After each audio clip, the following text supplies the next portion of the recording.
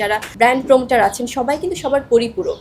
সবার সাথেই সবার ভালো সম্পর্কটা খুব দরকার। কেউ না আসলে পেছন থেকে উস্কানি দিবেন না। আপনারা একটু চাইবেন যে সবাই যেন সুন্দরভাবে প্রত্যেকের যে কারোই যেটা সমস্যা থাকুক মিটমাট করে যেন তাদের মতো করে পজিটিভিটি ছড়ায়। তনি আপু হোক বা বারিশ আপু হোক বা যারাই হোক, বা আপনি যার কথা বলছেন রোজা আপু হোক, ওনার সাথে আমার কখনো দেখা হয়নি, আমার পরিচয় নয়। তো সবাই সম্মানের সাথে যদি প্রত্যেকের সাথে কথা বলে বিষয়গুলো মিটমাট করে নেয়, আমার মনে হয় যে তাহলে আমাদের এই জেনারেশনটা যারা সোশ্যাল মিডিয়ায় দেখছে তাদের জন্য খুব পজিটিভ। তারা একটা সুস্থভাবে সবকিছু দেখবে। প্রত্যেকের সাথে কথা বলুন। আমাদের কথা বলাটা কমে যাচ্ছে সবার সাথে ওয়ান টু ওয়ান। এটা নিয়ে আসলে কারণ হয় কি, আমি তো একজন আর্টিস্ট হয়ে কাজ করি।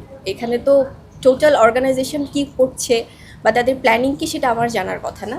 আর এটা নিয়ে তো সবাই অফিসিয়ালি কথা বলছে, যেখানে তো আসলে বিষয়টা নিয়ে তো আমার কথা বলা। কারণ আমি যখন একটা কনসেপ্ট দেখি, একটা জায়গায় আমার শ্যুট হবে, সেটা নিয়ে প্রপারলি অ্যাজ অ্যান আর্টিস্ট আমি ক্রস চেক করি যে আপনাদের সব কিছু ওকে আছে কিনা। তখন জাস্ট আমি শুটিংটা করে আমার মতো চলে আসি। না, আমি আসলে হয় কি, একটা জিনিস আমি অবশ্যই আপনাদের সবার মাধ্যমে, আমি যেহেতু আপনারা প্রশ্ন করছেন, আমি এটা একটা হাম্বল রিকোয়েস্ট করতে চাই সবাইকে। কারণ আমরা সোশ্যাল মিডিয়াতে দেখুন, আজকে আমরা যদি আমাদের পরিবারের অনেক সময় অনেকের সাথে কিন্তু মতের অমিল হতে পারে, বা আপনারা যারা একসাথে কাজ করছেন অনেক সময় অনেক কিছু নিয়েই আপনাদের মতের অমিল থাকতে পারে।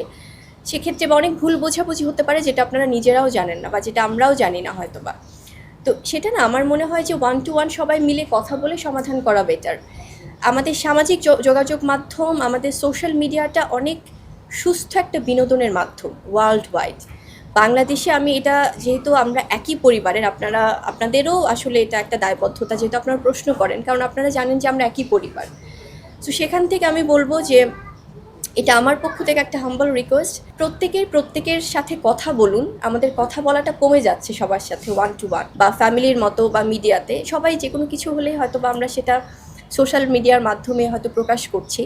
দেখুন, যেই সমসাময়িক বিষয়টা নিয়ে আপনারা বলছেন, সেখানে কিন্তু আমি খুব একটা স্পেসিফিক্যালি না বললেও, কারণ হয় কি, এখানে আমরা সবাই বুঝতে পারছি যে আমরা কোন ইস্যুসটা নিয়ে কথা বলছি বা কি।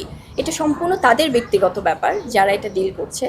বাট আমি চাবো যে দিন শেষে কিন্তু তারা সবাই প্রচণ্ড পরিশ্রমী আসলে, যারাই আছেন এখানে।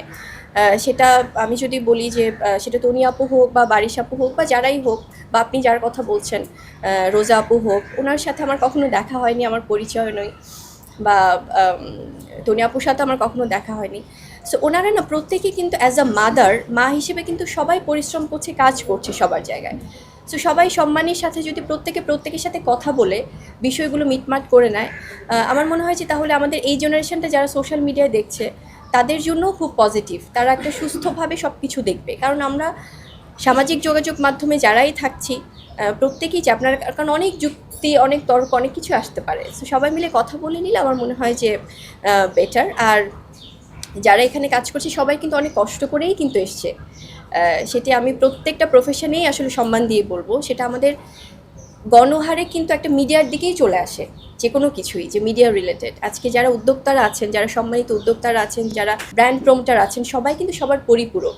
সবার সাথেই সবার ভালো সম্পর্কটা খুব দরকার। সো আমি এটি চাইবো যে কেউ না আসলে পেছন থেকে উস্কানি দিবেন না। মানে আমি আপনাদের মাধ্যমে জানাচ্ছি যে আচ্ছা, আপনারা একটু চাইবেন যে সবাই যেন সুন্দরভাবে প্রত্যেকের যে কারোই যেটা সমস্যা থাকুক মিটমাট করে যেন তাদের মতো করে পজিটিভিটি ছড়ায় সোশ্যাল মিডিয়াতে এবং সামাজিকভাবে। Thank you.